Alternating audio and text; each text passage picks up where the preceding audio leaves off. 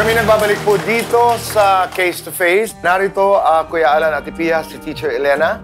At narito naman ang mag-asawang Maylene at Julius.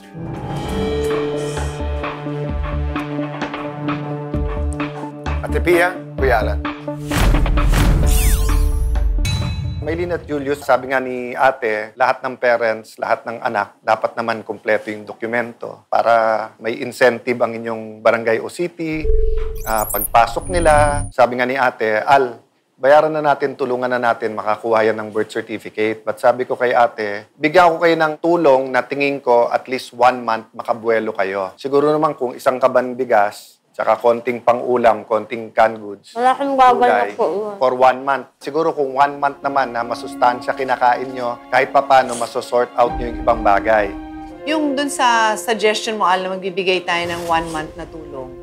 Sa akin kasi bilang nanay, bago siyang panganak, so siguro dagdagan natin yung 1 buwan. Yung sabi mo nga, Kuya Boy, nung nagkita tayo dun sa labas, parang bukang bibig, pagkain, napakahirap. Di natin kayang intindihin yung gutom ang isang nanay, tapos alam mong gutom din yung mga anak mo. And then, nung nagkikwento ka, and maraming salamat sa'yo, Teacher Elena, na nagmalasakit ka, pero hindi ko na-feel na masama ang intention mo na hindi mo naman papasukin ng anak mo. Feeling ko lang, hindi mo na alam kung ano yung gagawin mo dun sa 3 bata. Yung nakita namin yung picture ng bahay nyo. So, ayusin natin ng konti yun, yung na maaliwalas, walang gulo, maayos yung higaan ng mga bata. Diba?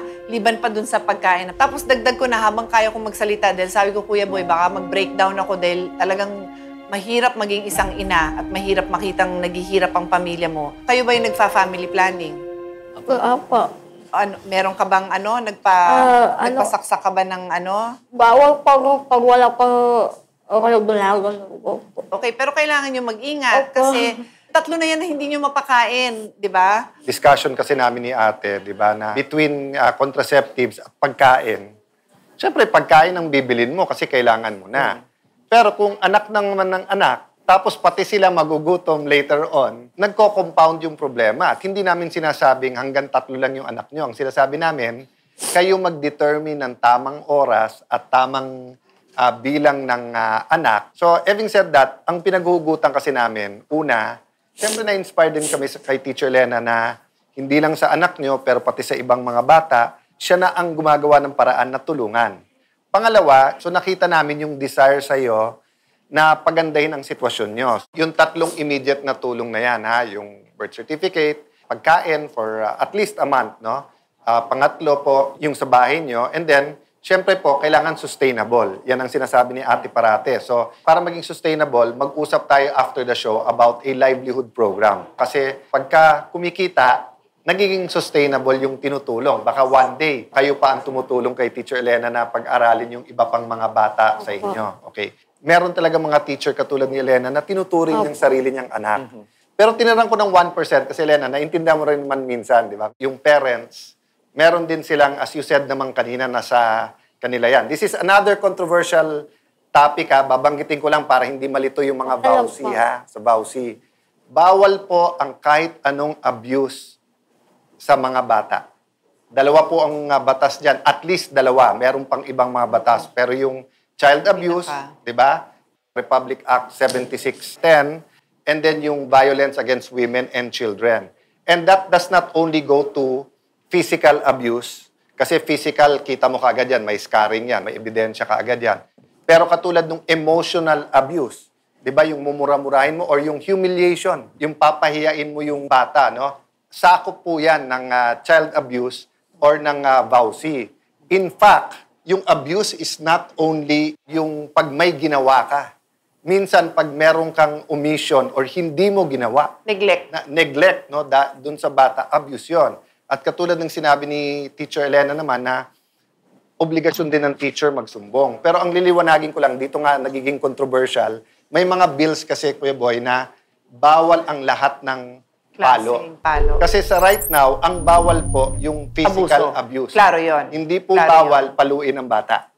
Okay, pero maraming teachers at maraming advocacy nila yung tinatawag na zero or no corporal punishment. So, ang vowsy kasi, there's a fine line, di ba? So, kung mo, sasabihin mo, ginanon yung kamay kasi nga dun matututo. But once na it becomes abuse, dun pumapasok yung discretion ng teacher at saka ng vowsy na sandali lang. Di ba? Sasabihin mo, ganun lang. Pero araw-araw mo ginagawa. Ang point, there's a big difference between using discipline and abusing. Kaya ko sinabi yun, yung 1% ba teacher na, siyempre, yung parang, pinapakalaman mo na ba yung pagiging magulang namin? So, for example, kung sasabihin mong, ililipat ko ng daycare yan. Choice nyo yon. Pero babalikan ko nga, ano mas gusto mo? Daycare na hindi ka naiinis, pero hindi naman sobrang personal yung pagmamahal at malasakit ng teacher mo. Walang pakialam. But yung nga, nakita ko, Kuya Boy, paliwanag nga ni Maymay talaga na it's really the strain, the stress, the struggle nang wala kang nakakain. Napanood mo ba yung interview sa kanila? Opo. Oo. Reaction sa'yo? Yung sa akin naman po kasi doon, yung concern ko is yung sa bata. Kasi yung bata is nagsumbong na sa akin, so kailangan kong kausapin yung parent. But after hearing Mylene na, they do appreciate you, they do care about their children, yun nga, they need help lang talaga. Yes po. And you're Yun willing po. to continue to help them naman.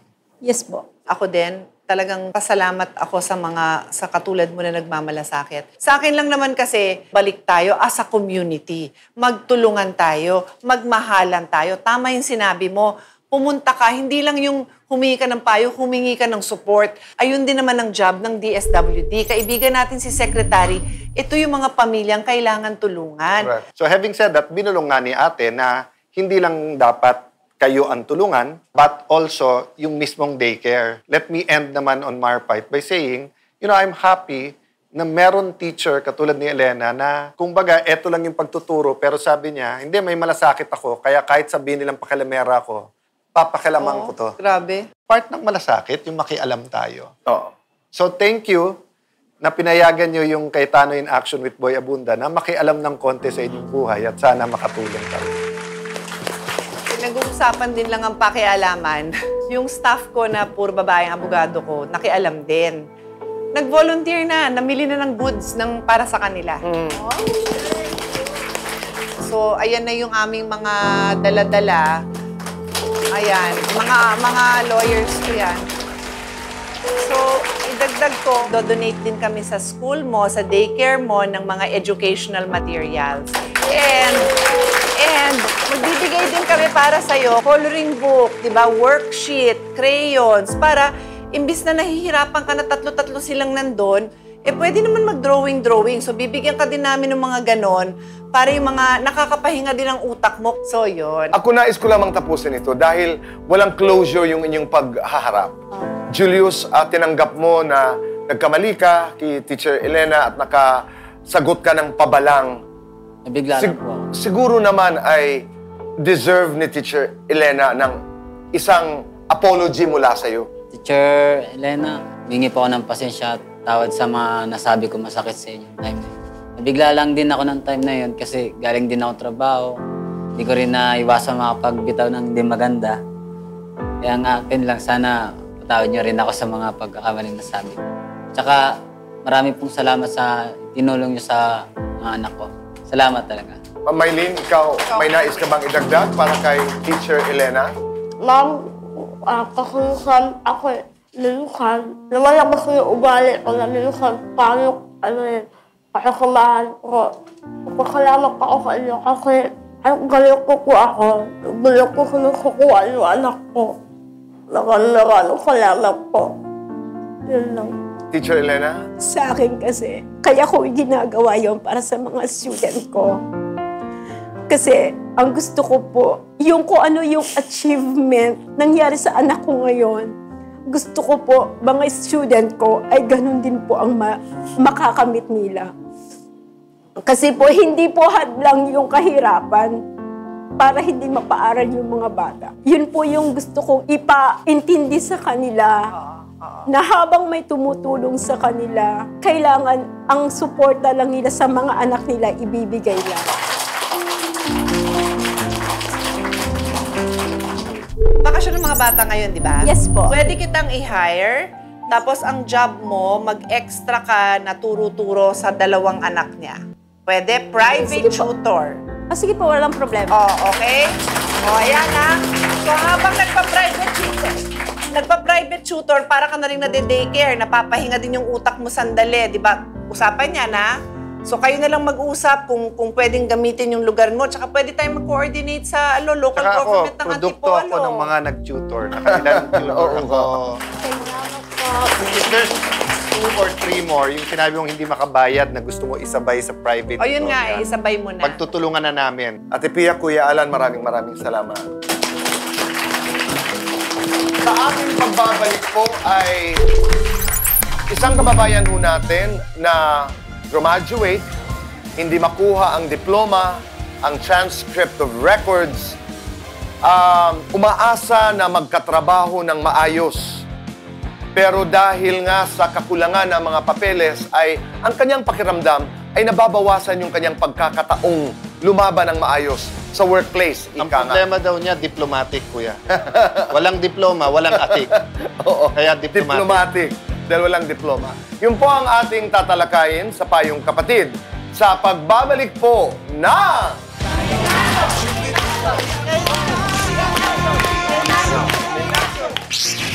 Matapos makumpirma sa Philippine Statistics Authority na wala ngang record ng birth certificate ang anak ni na Maylene at Julius, sinamahan sila ng Cayetano in Action with Boy Abunda sa Pasig City General Hospital para makapag-apply.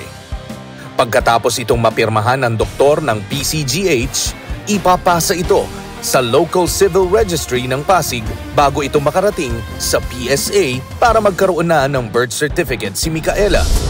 Sinorpresa rin ng programa ang mag-asawa ng pangakong 2 months worth of groceries para sa kanilang pamilya. Salamat po sa Cayetano in Action sa tulong na binigay niyo sa amin sa birth certificate ng anak ko. Salamat po at sa blessing na binigay niyo. Maraming salamat po. God bless you po. Para naman kay Teacher Elena, nakatanggap siya ng mga school supplies para sa kanyang mga estudyante sa daycare center. Ito po ay napakalaking tulong po para sa aking mga estudyante. Maraming salamat po.